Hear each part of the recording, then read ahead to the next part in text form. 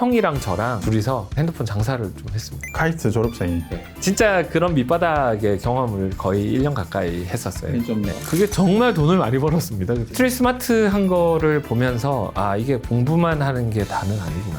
저희가 그 투자하는 자금을 마련하기 위해서는 저희도 투자를 받아야 되거든요. 첫 번째 투자자가 개인 투자자였습니다. 그분이 조건을 하나 다셨어요. 월요일 아침 6시에 골프를 쳐줘. 한 달에 한 번. 근데 지방. 그래서 일요일 날 밤에 가서 골프장 주차장에서 잠을 잤어요. 그래서 그걸 한 6개월 정도 하고 돈 받았습니다. 오리와 깡이의 비즈니스 여행. 여행. 오늘은 특별한 회사들을 모셨죠. 어딜까요? 투자사이자 뭐 투자 스타트업의 정보를 모은 회사 두 개를 우리가 어딘지 오늘 알 것 같아요. 소개하기로 했죠. 네. 하나는 마크앤컴퍼니 그리고 다른 하나는 어센도 벤처스. 두 회사를 근데 우리가 지금 이런 포맷으로 하기로 했잖아요. 1대1로. 그죠? 맞아요. 우리 그러면 어떻게 정하죠? 뭐겠어요? 사다리 타기. 사다리요? 어. 신박한데. 되게 솔직히 올드하지만 제일 공정해요. 오케이. 그러면 종이에 그려야 되는 거 아이 아니에요? 촌스러운 프로그래밍을 돌려주실 오케이. 거예요. 그러면 저희 함께 사다리 화면 보시죠.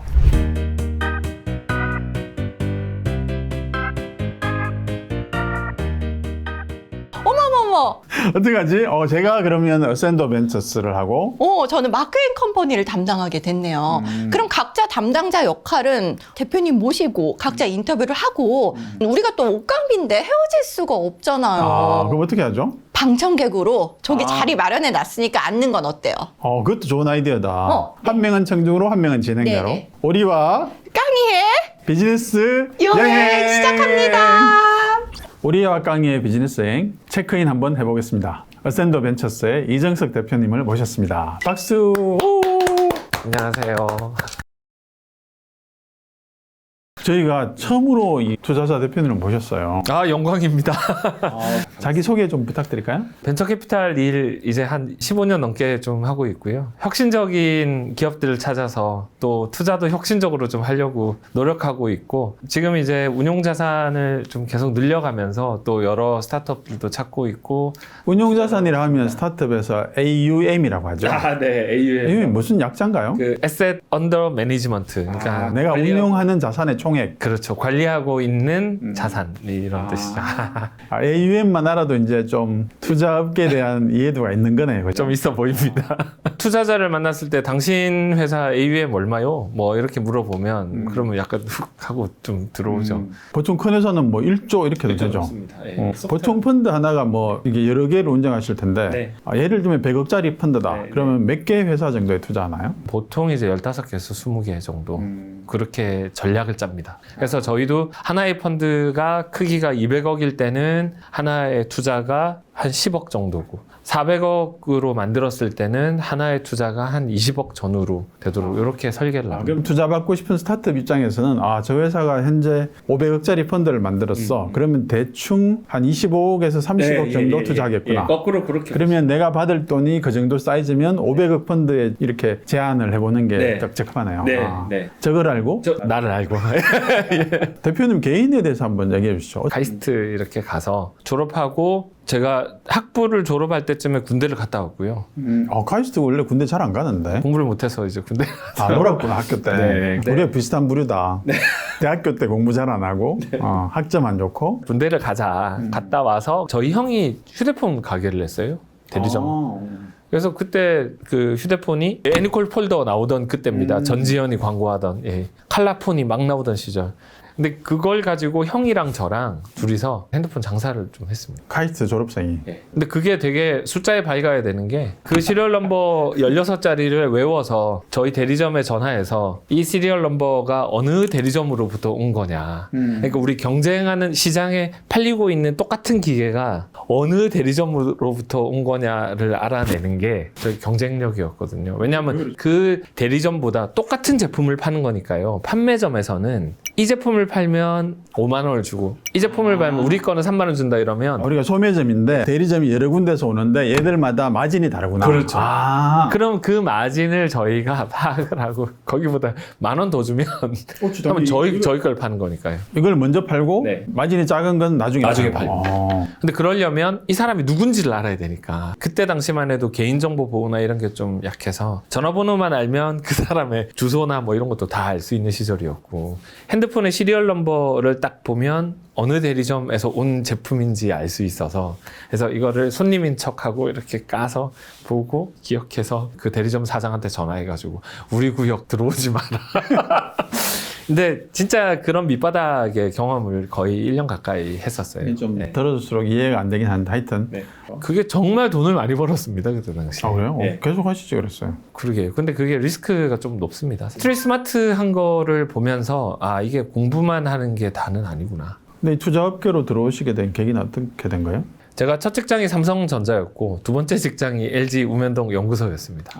네. 근데 이제 그 과정에서 보니까 내가 공대에서 배운 것들을 쓰니까 큰 시스템에서 나는 톱니바퀴나 볼트너트에 불과하네? 라는 걸 알게 됐고요. 그다음에 두 번째는 어떤 특정한 기술이 만들어졌을 때 그게 사업화되는 과정까지는 진짜 다양한 사람들이 참여하는구나 는 걸 또 알게 됐고 근데 R&D는 정말 정적입니다. R&D나 테크놀로지 사이드보다는 사업 개발이나 사업 전략이나 이런 데서 좀 더 시장과 이렇게 붙어 있는 그런 다이내믹스를 봤고요. 근데 그 과정에서 우연히 LG벤처 투자란 데하고 연결이 돼서 그분들이 펀드 만들 때 저한테 투자 심사역으로 제안을 주셨어요. 같이 일하자. 그래서 이제 연구원이었다가 심사역으로 네. 스타트업에 투자하시는 투자사시니까 네. 스타트업들이 좀 궁금한 걸 한번 네. 여쭤보고 싶네요. 네. 어떤 회사를 투자해요? 아니면 뭐 내가 투자할 때 보는 일종의 평가 기준 같은 게 네. 뭐가 있을까? 이거 진짜 어렵고요. 그렇죠. 예, 진짜 어렵고 어떤 분은 뭐 사람에 투자한다. 어떤 분은 뭐 기술의 수준 뭐 이런 거 또 어떤 분은 뭐 시장을 찾은 회사에 투자한다. 그 저도 많이 고민을 하는데 저는 좀 매크로를 보고 투자하는 것 같아요. 그러니까 회사 자체를 보는 것보다 그러니까 매크로 트렌드가 뭘까? 그리고 이 팀이 그 매크로 트렌드를 잘 읽고 따라가고 있나? 요게 제가 조금 그래도 투자하고 나서 트랙이 좋은 회사들의 공통점인 것 같습니다. 예를 들면 이커머스가 붐이 막일 때 그때 준비된 회사. 근데 이게 뭐 이미 막 성숙한 시장 단계에 왔을 때는 아무리 혁신적이라도 혁신성 자체가 없는 거죠. 그죠? 그래서 누구보다도 이 매크로의 트렌드를 먼저 좀 읽어내는 그런 혁신의 흐름이 어떻게 가고 있나는 거를 좀 먼저 보는 게 투자자의 좀 자질이라고도 생각하고요. 그렇죠. 네. 이 스타트업 대표님 입장에서 보면 진짜 내가 만들고자 하는 제품 서비스가 현재 트렌드에 정말 잘 맞냐. 네. 그리고 현재뿐만 아니라 몇 년 후, 뭐 2, 3년 정도? 저는 너무 멀어도 안 된다고 봅니다. 그래서 요즘에 고민하는 게 그 원전입니다. SMR. 이게 너무 먼 거예요. 그것도 핵융합 발전. 이런 거는 너무 30년. 2050년 지금 이야기하고 있으니까. 근데 이걸 지금 투자해야 되나 말아야 되나? 이거 고민스러운 거죠. 대표님 회사가 이제 투자를 하는 게 절차들이 있잖아요. 네. 회사마다 조금씩 다르잖아요. 네. 회사의 절차를 한번 소개해 주세요. 아니, 이정석 대표님이나 네. 샌도벤처스의 투자심사위원회, 투심위에 올라가려면 어떻게 하면 될까요? 이렇게. 기본적으로 저희 멤버들이 전체가 모인 곳에서 이제 온라인이든 오프라인이든 IR을 일단 해야 되고요. 그 전에 어쨌든 컨택이 돼야 되잖아요. 그렇죠. 컨택이 어떻게 해요? 제가 이제 스타트업 대표야. 그러면 샌도벤처스에 소개를 해야 될 거잖아요. 일단은 발로 가가지고 만나서 하는 경우가 꽤 있고요. 제가 뉴스 보거나 뭐 이렇게 하면 이거 괜찮겠네 이러면 저희가 심사역들 있지 않습니까? 그럼 어베일러블한 심사역들한테 전체 메시지 해가지고 어베일러블한 사람은 이 회사 좀 알아봐라. 이래서 좋은 것 같아 라고 제 바이어스를 줍니다. 그 중에 누가 손 들어요? 손 들 때도 있고 안 들 때도 있는데 아무도 안 들면 접촉해야 제가 돼요. 가야죠. 그래서 그 바이어스가 그 친구도 받아들일 만한지를 이제 확인하는 과정을 처음에 거치죠. 걔가 저를 설득하는 게 되면 계속 가는 거고 딜 검토가 되는 거고 그게 아니고 안 좋던데요 뭐 이런 식으로 이야기하면 왜? 그 모센도를 만나려면 그냥 기다리는 수밖에 없네요. 제가 스타트업 대표면 먼저 어떻게 접근할 방법이 있나요? 근데 뭐 저희가 일반적으로 하는 IR 행사들 그런데 자주 가고요. 그다음에 또 아는 분들이 소개를 되게 많이 해주세요. 교수님들 뭐 아니면 포트폴리오 회사의 대표님들 아니면 이제 금융사에 계신 분들 또 투자사 네트워크로 이렇게 친한 친한 친구들이 이렇게 소개도 해주고 그다음에 또 저희는 벤처 캐피탈이고 왜 더 초기에 투자하는 엑셀러레이터들이나 초기 투자자들 있지 않습니까? 그런 분들이 그냥 뭐 이런 거에 관심 있다. 보통 이렇게 아는 사람 통해서 소개받는 게 제일 좀 더 확률이 높죠. 확률은 높은데 근데 꼭 그렇지만은 않습니다. 왜 그러냐면 다들 이제 앵글을 가지고 그러니까 딱 이것 때문에 투자한다라는 네, 그게 관점이 있어요. 관점이 있는데 그 관점이 센 경우도 있지만 또 좀 빈약한 경우도 있거든요. 그렇죠. 보통은 좋아 보이면 투자를 하시니까 가능하면 저는 남이 좋다라고 하면 그 방향으로는 좀 생각 안 하려고. 근데 어쨌든 이렇게 대표님이 이게 좋은지 시간 남는 사람 한번 봐봐 이렇게 할 대상이 되려면 네. 소개를 받든지 네. 뭐 콜드 메일을 하든지 뭐 네, 이 방법밖에 없잖아요. 네, 그렇죠. 저도 뭐 인간이고 제 시간은 한계가 있으니까요. 근데 뭐 보통 IR 행사 또 신뢰할 만한 IR 행사 같은데 나가면 눈에 좀 더 많이 띄시겠네요. 맞습니다. 그리고 예. 예를 들면 티타임즈에 한번 소개가 된다든지 이런 거 보시고 티타임즈 저 되게 유용하다고 생각합니다. 여기 예, 나오면 예, 티타임즈는 이 내용을 소개할 때 진짜 신뢰할 수 있는 그런 느낌이 들어요. 사실 오케이. 많이 배우고. 티타임즈에 나오시면 하여튼 어센도 벤처스에 연락을 받을 확률이 되게 높네요. 그죠? 우리 그 오리 대표님께서도 여기 계시고 그러니까 그렇게 이제 투자 검토가 되고 그러면 그 다음 절차는 어떻게 되나요? 그다음 절차는 사람이 정해지고요. 그러면 그 심사역이 그 내용들을 디테일하게 이제 파보는 거죠. 어느 정도로 디테일하게 파나요? 일단 사업의 뭐 일단 비즈니스 모델 비즈니스 모델이나 인적 구성이나 뭐 과거의 재무 상황이나 뭐 이런 것들은 당연히 다 보는 거고요. 근데 그것보다 저희가 생각했을 때 이 회사가 어떻게 성장하겠다라고 하는 스토리가 만들어질 때까지. 스토리가 이제 그려지는 네. 그려지지 않으면 뭐 드랍이고 이게 성장을 이렇게 하게 되겠네라는 그게 저희 내부의 스토리텔링이 되고 그 과정에서의 리스크는 뭔지 정도가 딱 클리어하게 나오는. 그러면 거꾸로 질문을 제가 스타트업 대표인데 그게 좀 더 피부에 와닿게 좀 설명해 주시면 좋을 것 같은데 네. 그동안 했던 그런 IR 중에 지금 이렇게 했으면 좋았을 텐데 좀 아쉬웠던 케이스와 굉장히 잘했던 케이스 있으면 좀 저희 이제 정밀농업 회사가 있고 또 하나는 최근에 이제 계약 관련되는 소프트웨어를 하는 회사 2개를 투자를 했는데 그 정밀농업 회사는 AIS라는 회사입니다. AIS. 일단은 첫 번째 그 회사를 딱 만났을 때 농업에서 이런 걸 해? 약간 이제 그런 느낌이었습니다. 저희가 지금 이 농토를 봤을 때 여기서 길러지는 작물이 한 3개월 뒤에 생산되는 양을 지금 예측을 할 수 있다면 엄청난 가치가 있겠죠. 근데 단순히 정부 기관들이 수매를 해준다, 이거 예산을 미리 책정할 수 있다, 이거 떠나서 이게 선물. 금융하고 연결, 당장 그 말씀하시죠. 그러니까 이 대표님은 금융 쪽에 관련되는 거는 사실 그런 회사가 있다는 정도만 알지 이게 어떤 임팩트를 가져올지에 대해서까지 생각을 못 하시는 거죠. 그래서 제가 IR 하다가 그 금융에 쓰일 수 있겠네요 이러니까 그렇습니다. 근데 왜 그 회사의 미래 청사진에 그 내용을 한마디도 없냐. 일단은 제가 잘 몰라서요.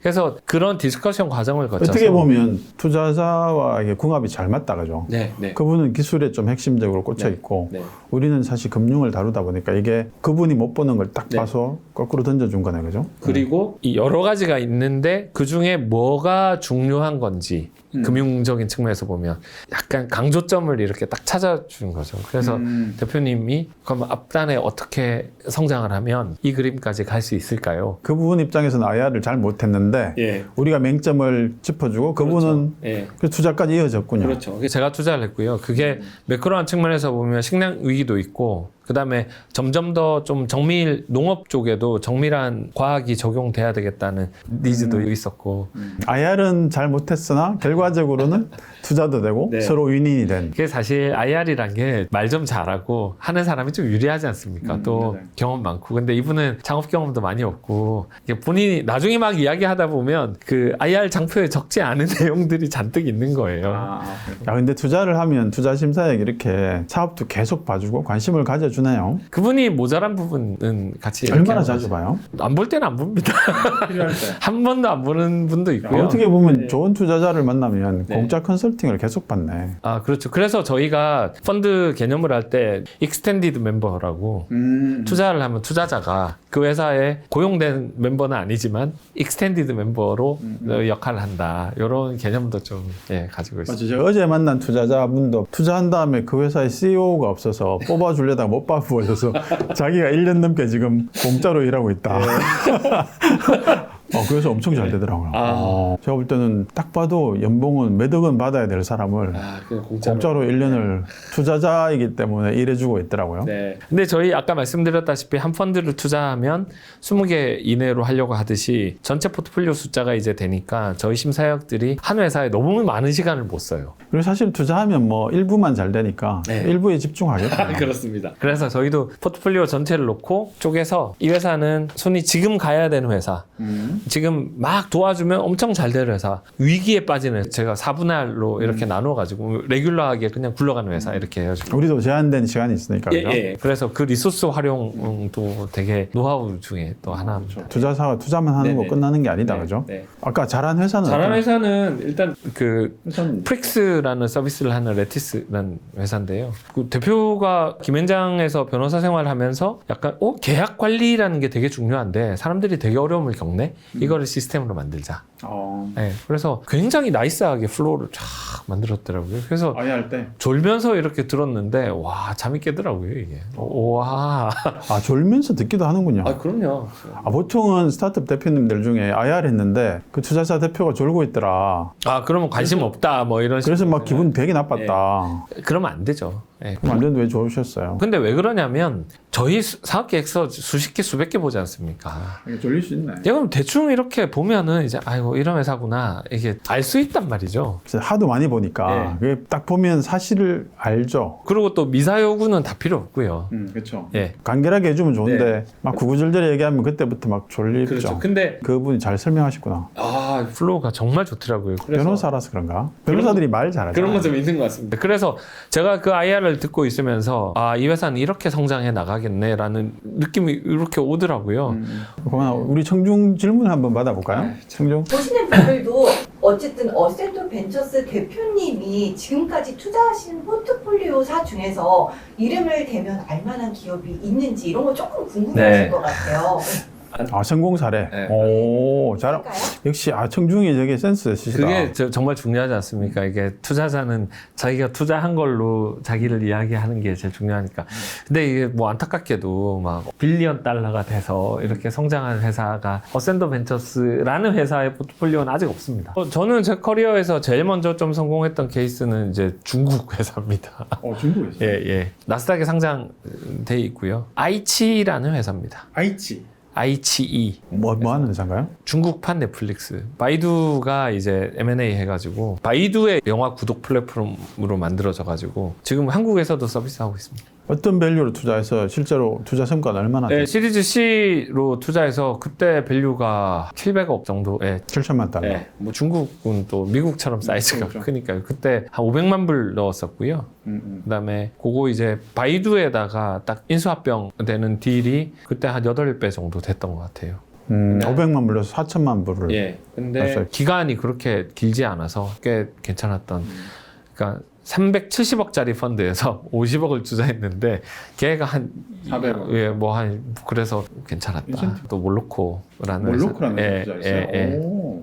제가 아는 그 몰로코요? 그 몰로코 애드. 일반인들은 모르실 수 있으니까 잠깐 설명해 드릴까요? 요 회사는 이제 제가 제1기획에서 투자팀장으로 일을 할 때 실리콘밸리 출장을 갔다가 우연히 만난 그때 당시에 몰로코 대표는 구글에서 일을 할 때였습니다.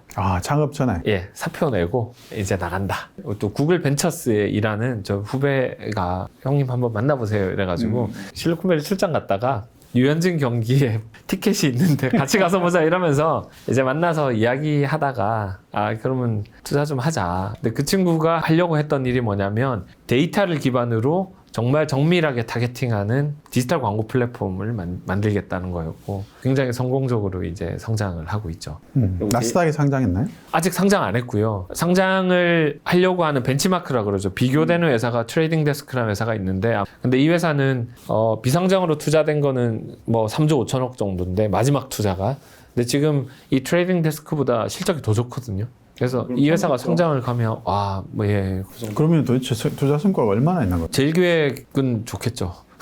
대리형은 얼마나 버는 거죠? 많이 벌겠죠. 적어도 한 몇백 배는 될 겁니다. 이게 스타트업 대표님들도 사실은 좀 잘 모르실 일 중에 하나가 투자사 대표가 사실 굉장히 힘든 일이 있죠. 지금 저희가 투자하는 이야기만 계속 했는데 저희가 그 투자하는 자금을 마련하기 위해서는 저희도 투자를 받아야 되거든요. 그걸 LP라고 하죠. LP. LP. 돈 주는 분들. 어떤 분들이 돈을 주나요? 뭐 금융기관들도 이제 참여하시고요. 그다음에 기업들도 참여하시고 개인들도 참여하고 뭐 그렇습니다. 근데 특징적으로 이 한국에서는 이 정부기관으로부터 나오는 돈이 거의 한 40-50% 차지를 합니다. 모태펀드, 통장금융. 예, 중기부를 산업은행, 통해서 나오는 돈, 산업은행 나오는 돈, 뭐 나머지는 민간에서 이렇게 들어오는 경우가 있는데 실제로 이 스타트업 대표님들이 심사위원한테 내 사업을 막 잘 어필하기 위해서 막 애를 쓰는데 이것보다 LP한테 돈 받는 게 훨씬 더 힘든가요? 힘듭니다. 어느 정도로? 그게 좀 실감나게 한번. 실감나게. 투자를 받을 때는 뭔가 스토리대로 하고 전체 트렌드를 보고 이렇게 접근을 하면 새로 시작하는 입장에서도요. 이 전략이나 내 백그라운드 가지고 투자를 받을 수 있다는 어떤 확신을 가질 수 있다고 봐요. 그렇죠. 예, 아이템이나 이런 것들. 제가 이렇게 추천하는 스타트업도 보면 저 정도 회사면 몇 번 이렇게 트라이 하면 투자 받을 거야라는 감이 있죠. 근데 펀드를 만들 때 저희가 만나는 사람들은요. 일단 숫자로만 보시면 그 많은 벤처 기업들 그리고 투자사와 이렇게 연결되고 이 전체적인 모수가 이만큼이면 요 펀드에 출자를 해주시는 요 LP들은 숫자가 이만큼입니다. 인사이드 이너서클에 들어가야 되는 거죠. 그 인사이더가 돼야 되는 거죠. 그러니까 예를 들면 스타트업은 고객을 만날 때는 막 이만한 수백만 명을 대상으로 하는데 여기는 알고 보면 몇백 명도 안 돼요. 근데 이들은 제 백그라운드나 과거 이게 다 소용이 없고요.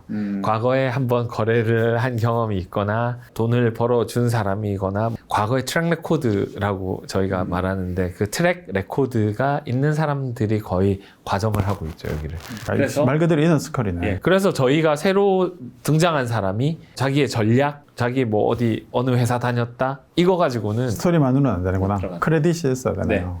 그래서 그 크레딧은 서로의 이익을 나눠본 경험이 있는 사람. 금융기관조차도 과거에 자기 금융사를 위해서 도움을 줬냐 안 줬냐를 이 LP로 참여하느냐 마느냐 결정할 때 제일 중요한 요소로 봅니다. 어떻게 보면 소수지만 이 사람들은 그 분야의 최고의 전문가들이고, 그렇죠? 엄청난 정보를 보유하고 인맥도 엄청나고 돈 주는 사람들이 보통이 아니네요. 그래서 그분들은 의사결정을 하는 이 턱이 굉장히 높습니다. 그거를 뚫고 들어가려면 다른 어떤 접근법이 필요한 거죠. 어쨌든 과거에 성공 투자한 굉장히 좋은 케이스들이 있고 나는 이 정도의 영역의 썰을 계속 어필해야 되는데 그것만으로는 부족하다. 그죠? 그 이너스컬, 인맥과 그다음에 누군가 나의 크레딧을 이렇게 좀 보장해 줄 만한 소개자가 필요하네요. 이너스컬이 원래 그런 속성이 있으니까.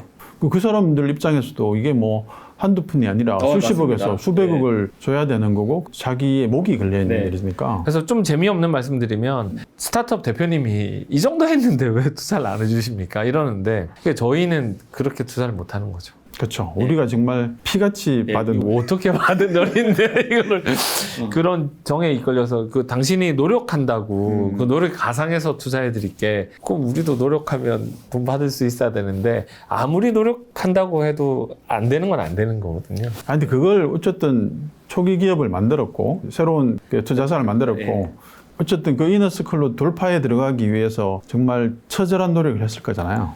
예, 그렇죠. 처절한 노력 하나만. 운이 좋았던 것 같은데. 그러면 아무런 교훈이 없잖아요. 예를 들면 내가 뭐 앞에 가서 그 사람 만나기 위해서 뭐 열흘 있었어. 그런 거요. 첫 번째 투자자가 개인 투자자였습니다. 상장사를 이제 엑싯. 돈 많은 개인. 우리 형님 비슷한. 돈 빼고. 근데 그분이 조건을 하나 다셨어요. 월요일 아침 6시에 골프를 쳐줘라. 한 달에 한 번. 근데 지방. 제가 처음에 제안 받았을 때 당연히 그건 할 수 있습니다. 근데 늦으면 안 되지 않습니까? 그래서 일요일 날 밤에 가서 골프장 주차장에서 잠을 잤어요. 그래서 그걸 한 6개월 정도 하고 돈 받았습니다. 지금 굉장히 친하시겠네요. 아니, 별로 안 친합니다. 이게 그분도 나중에 이게 약간 무리한 요구였다는 걸 이제 아시고 이제 그만하라. 투자 잘 해야 되니까 투자하는데 시간 쓰고 이제 그만놔도 된다 이러시더라고요. 근데 그분은 그저 이제 좀 관계를 좋게 만들고 그분은 뭐 좋은 동기에서 하셨을 텐데. 네, 근데 뭐 잠깐 와서 뭐 골프 한번 치고 가 이런 거였는데 예. 막상 당사자는 전날 밤에 가서 네. 근데 그분은 뭐 월화수목금 이렇게 골프 치시는 분이니까 그 중에 하나였던 거고. 그래서 그 정도로 처음에는 요령도 없었고 LP가 돈을 주겠다라고 하면 무조건 그 억셉트 다 해드리겠습니다. 스타트업 분들도 그렇죠. 투자자가 어떻게 하면 저희가 투자를 받을 수 있을까요? 그러면 투자사들이 그러면 갑질한다고 욕 먹죠. 그렇습니다. 그건 우리가 가만두지 않죠. 네, 그렇습니다. 근데 실제로는 이쪽 이너서클 사이드에서는 그게 훨씬 더 훨씬 더 심합니다. 타이트하고 그죠? 그건 뭐 투자자 대표면 당연히 그걸 감내해야 되고 네. 대표로서 그죠? 예. 그 외에 뭐 힘든 일은 없나요? 그리고 투자자로 들어오시고요. 그 돈 가지고 투자를 했는데 이게 시간이 지나서 결과가 좋으면 모르겠는데 결과가 좀 애매한 상황들이 계속될 때 그걸 또 정기적으로 저희가 보고를 드려야 되니까 포트폴리오 상황이 이렇습니다라고. 아침에 미팅한 선배님 한 분이 계셨는데 네. 상장사 대표시거든요. 내가 요즘 그 벤처 투자를 통해서 우리 회사의 혁신을 좀 만들어 보려고 하는데 그래서 제가 선배님한테 선배님 혹시 뭐 제가 좋은 회사를 추천해 주시기를 바라냐 그러니까 그런 걸 기대하고 왔다 그러시더라고요. 그러면 안 된다. 제가 그러지 마시고 PC 맞는 투자사에 그냥 출자를 좀 하셔라. 하셔서 한 2, 3년 해보시면 감이 생기실 거고 그를 통해서 정보를 입수하고 경험이 쌓이면 그때 직접 투자하셔라라고 권유드렸거든요. 그게 맞는 거죠. 아주 일반적인 과정이죠. 그게. 근데 보통은 중소 중견기업 대표님들이 그냥 나도 벤처 투자해볼까 그러면 좋은 회사 오면 하나 하고 2개 하고 3개 하다가 그 다음에 손 놓죠. 역시 안 되네. 그러고 그죠? 처음에는 그냥 돈만 태우시고 그냥 가볍게 준비 운동 하셔라. 그냥 돈만 태우는 걸로는 안 됩니다. 저는 그렇게 생각합니다. 이 투자자들이 어떻게 오퍼레이션 하는지를 뭐 보고 투자합니까? 라고 하는 어떻게 투자 의사결정하는지를 보고요. 그거를 계속해서 이제 학습을 하셔야 되는 거죠. 보다가 괜찮은 회사가 있으면 우리하고 핏이 맞으면 직접 투자를 같이 하면 되죠. 같이 하면 되죠. 그렇죠. 첫 번째는 그 회사 대표님이 그 메커니즘에 대해서 이해하셔야 됩니다. 사업만 하셨지 사실은 이 금융의 기능이나 이런 장점들을 잘 활용하는 테크닉은 없는 거죠. 네, 그렇죠? 맞습니다. 그래서 저 대기업에 있을 때는 그 펀드 비즈니스를 하기 위해서 했던 거의 절반의 노력이 뭐냐면 오너십을 가진 오너분들, 회장단, 사장님한테 거래하는 거였습니다. 네, 펀드의 계약서는 어떻게 구성이 되고 이게 권리가 어떻게 출자 받으려면 또 과외도 하셨구나. 그렇죠. 장난 아닙니다. 그럼 진짜 대표님은 출자하는 LP들한테 그런 가치도 주네요. 네. 그래서 최신 마크로 트렌드도 출자한 회사 대표에게 알려줄 수 있고 그다음에 투자한 케이스를 통해서 이 회사가 앞으로 어떤 회사에 좋은 파트너를 발굴할 때도 도움이 되고 그다음에 회사의 수익도 당연히 높여줄 거고 결과로서 그게 나타나는 거라고 생각하고요. 그 기본이 이제 커뮤니케이션 아니겠습니까? 그래서 제가 나이가 들어가면서 말도 많아지고 그렇긴 하지만 좀 잡스러운 뭐 진짜 말 잘하시더라고요. 정확하게 말을 되게 재밌으시더라고요. 근데 이제 이게 다 경험이 좀 이제 회장님 사귀다가 회장님들 그렇습니다. 그리고 그 회장님이 갑자기 요즘에 HBM이 유행한다던데. 그럼 HBM이 뭔지 설명을 해야 되지 않습니까? 전자공학과 나왔잖아요. 그렇죠. 그게 그때 도움이 되죠. 물론 뭐 공부하면 금방 아니까. 저도 뭐 한 시간 공부하니까 알겠더라고요. 그 아까 핵융합 잠시 말씀드린 오펜하이머 영화 보고 이제 그 영화의 내용을 설명 뭐 요즘 유튜브 같은 것도 많지 않습니까? 그런 거. 그런 것들 또 유심히 이렇게 보면서 이제 과거 물리학 총론 이런 거 다시 한번 보고 한번 해야 되는데. 마지막으로 대표님 본인은 투자 일에 만족을 하시는지 앞으로도 계속 이 일을 하실 생각인지. 천직이라고 생각해요, 이 일이? 아닌가? 이게 아닌가? 돈 많이 벌면 엑시트 하나? 제가 요즘에 생각이 굉장히 많아져서 생각이 굉장히 갱년기인가 보다. 좀 그런 것 같습니다. 이거를 급진지 저희가 질풍노도의 시기에 사춘기 지나고 이제 대학교 때 보통 그런 거 하지 않습니까? 내가 진짜 하고 싶은 일이 뭐지? 내가 뭘 하면 좋을까? 그런 고민들 많이 하지 않습니까? 저 아직도 해요. 네. 근데 어느 순간 이 생각이 들더라고요.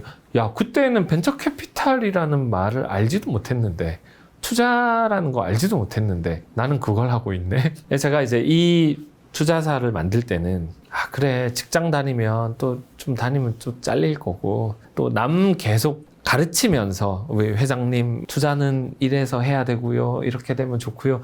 남 교육하는데 시간 쓰는 것보다 그냥 내가 투자를 하자 라고 결정을 해서 이 회사를 만들었고 이렇게 만들면 내가 정신적으로 늙지만 않으면 그냥 죽을 때까지 할 수 있겠네. 마치 뭐 찰리 먼거나 워렌 버핏처럼 나도 왜 못하겠냐 라고 시작을 했단 말이죠. 근데 이제 시간이 쭉 흘러서 이거 진짜 내가 하고 싶은 일이 맞나? 라는 걸 거꾸로 이렇게 되뇌어 봤습니다. 가끔은 이 일이 너무 힘드니까 특히 투자 유치하고 이런 게 하는 게 너무 힘드니까 그냥 대기업에서 월급이나 받을 걸 예, 이런 생각도 많이 들고요. 그러면서 내가 하고 싶은 일이 맞나? 라는 걸 거꾸로 또 질문하고 그러면 지금 내가 혹시 알지 못하는 내가 하고 싶은 일이 또 거기 기다리고 있지 않을까? 라는 생각이 들더라고요. 그래서 이게 천직인가? 만족하나? 이런 측면에서 보면 만족하죠. 예, 아침에 출근 되게 안 해도 되고. 저는 예. 대표님처럼 예. 저도 저한테 그런 질문을 계속 끊임없이 하거든요. 네. 제 기준에서는 그게 정상인 것 같아요. 내가 뭐 아무 생각 없이 일만 한다. 이거는 사실 네. 좀 우리처럼 이렇게 계속 자기에게 질문을 던지는 게 우리가 좀 더 나은 인생을 살아가는데 굉장히 좋은 버릇 습관이 아닐까라고 생각해요. 네, 맞습니다. 우리 좀 비슷한 것 같다. 감사합니다. 저는 뭐 영광입니다. 지금같이 이제 경기가 굉장히 안 좋고 이럴 때 사실은 굉장히 좋은 회사들이 나중에 굉장히 잘 될 수 있는 아주 좋은 보석이 있는데 네. 단기적인 재무적인 위기, 위기 때문에 잘 안 되는 회사들 있잖아요. 네. 이런 것들을 잘 보호하고 키우는 것도 사실은 투자자로서 굉장히 좋은 역할이잖아요. 제가 지금 시장을 싹 보면 제가 커리어를 시작했던 2007년도 그때 기업 구조조정 펀드라는 게 처음 만들어졌어요. 법적으로. 그렇죠. 그래서 위기에 빠진 기업들이 벤처 캐피탈이 투자를 할 수 있도록 이제 만들어졌고 그 이후로 금융위기 통해 가지고 재고도 있고 고객도 있는데 환율 때문에 문제가 됐던 도산했던 거기에 투자해가지고 또 회사도 살리고 돈도 번 이런 사례도 있고요. 지금은 과거에 한 10년 정도 상간에 굉장히 플랫폼과 관련되는 회사들이 많이 투자가 됐는데 끝을 못 본 회사들이 너무 많습니다. 예. 저도 사실 좀 요즘 그런 사례들을 많이 보는데 극단적인 불경기가 되면 자본이 약탈적으로 행동하는 경우가 많잖아요. 근데 이게 대표님처럼 좀 약탈적이지 않은 벤처 캐피탈이 적절한 형태의 자금 지원만 되면 회생이 되거나 아니면 성장이 정체되어 있다가 급성장하면서 회사 가치가 크게 성장하는 회사들이 정말 많더라고요, 요즘. 그래서 항상 서포티브한 지원을 하는 협력적인 그런 그 자본으로 계속 이제 역할을 좀 할 수 있으면 좋겠다라는 생각을 요즘에 많이 하게 됐습니다. 저도 실제로는 요즘 너무 많이 그런 게 보여서 지금 시점에서 그런 기능을 하는 펀드들이 좀 더 있으면 좋겠다 싶은데 실제로는 시장이 거의 없어요. 거의 없고요. 심지어 부실자산 투자라고 하는 NPL 그런 투자하시는 분들이 최근에 시장에서 조금 활동하기 시작했다는 이야기들 좀 듣는데 그런 거 듣고 있으면 좀 약탈적인 자본의 움직임 이런 것들이 좀 걱정이 되는 상황이긴 합니다. 어떻게 보면 이런 타이밍에서 좀 정책적인 펀드나 이런 것들이 좀 더 아주 기민하게 움직여야 되는데 좀 안타깝긴 해요. 저만 해도 이제 10몇 년 이제 되니까 그 벤처 캐피탈이라는 영역에서 바라봤을 때 전체 경제가 이제 완전 다운돼 있다가 업됐다가 이걸 몇 번 보지 않았습니까? 그러니까 그때의 벤처 캐피탈들이 뭘 하면 좋을까라는 고민을 안 할 수가 없거든요. 예, 그런 측면에서 최근에 그 고민을 많이 했었습니다. 근데 갑자기 불경기를 얘기하니까 불경기에 대해서 이제 스타트업도 투자사도 뭐 개인도 평소와 다르게 좀 대할 필요가 있잖아요. 회사님, 대표님이 회사를 이제 운영할 때 이럴 때의 기준은 어떻게 해요? 그리고 실제로 투자 자금도 옛날보다는 풍부하지 않잖아요. 어떻게 해야 되나요, 이럴 땐? 기준을 좀 달리 할 필요가 있다고 봅니다. 그러니까 저희가 플랫폼이라고 하는 그 비즈니스 모델이지 않습니까? 어떻게 돈을 버느냐 하는 방법인데 그 플랫폼이라고 하는 비즈니스 모델이 스마트폰과 커뮤니케이션의 이제 고도화로 인해서 비즈니스 모델로 사람들에게 인식이 됐었고요. 근데 이 플랫폼의 단점은 뭐냐면 뭔가 비즈니스의 모양을 갖출 때까지 돈이 계속 들어간다는 단점이 있죠. 이런 식의 비즈니스 모델은 지금 현재 입장에서는 굉장히 리스크가 높다고 봅니다. 그래서 투자자 입장에서도 언젠가부터는 플랫폼은 투자하지 않아요 라고 하는 투자자들이 많이 생겼고요. 그거 마찬가지로 모든 비즈니스 모델을 볼 때 좀 약간 큰 어떤 성장 뭐 이런 것보다는 현실적인 그 목표를 세우고 그걸 달성했을 때 이 사업이 재무적으로 좀 독립적인 모습을 보이는, 그러니까 이익이 발생하는 그런 회사여야 투자를 이제 하게 되고, 또 회사 입장에서도 비즈니스 모델을 좀 그런 식으로 전환할 필요 혹은 고민을 좀 해야 되는 시기라고 생각합니다. 이게 내가 잘하면 다음번에 투자 받을 수 있겠지라고 하는, 이게 통하지 않는 시장이에요. 물려불경기라는 게 사실은 생존 모드니까, 그죠? 네. 생존력이 탁월한 회사에 네. 눈이 더 가고 네. 그런 회사에 돈이 집중적으로 몰리죠, 네. 그죠? 옛날처럼 사실은 꿈만 가지고는 예. 꿈 비전으로는 그렇죠. 안 된다. 네. 라는 말씀을 마무리 말씀으로 이해하면 네. 되겠네요, 그죠? 네. 아주 좀 마무리가 조금 무겁습니다, 근데. 평소에 우리가 이제 개인적으로 봤을 때는 맨날 사실은 실없는 농담이나 하고 이랬는데 오늘 이렇게 진지한 모습 보면서 좀 뭉클하네요. 뭉클하고. 대표님 오늘 진짜 이 모든 우리의 파트너들 및 우리 사회 전체가 이렇게 행복하고 풍요로워질 수 있는 어센도 하는 멋진 말을 해주셔서 네. 오늘 체크인은 성공하셨습니다. 감사합니다. 축하드립니다. 체크인 성공.